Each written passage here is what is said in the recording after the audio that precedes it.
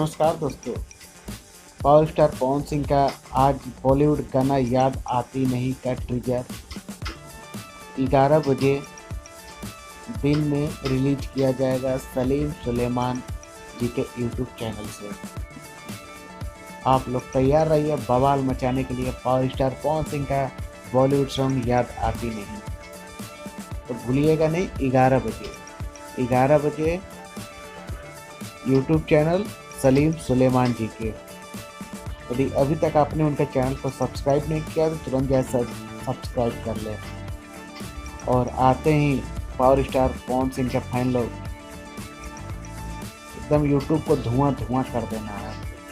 ये टीजर भी ट्रेंडिंग में जाना चाहिए। धन्यवाद।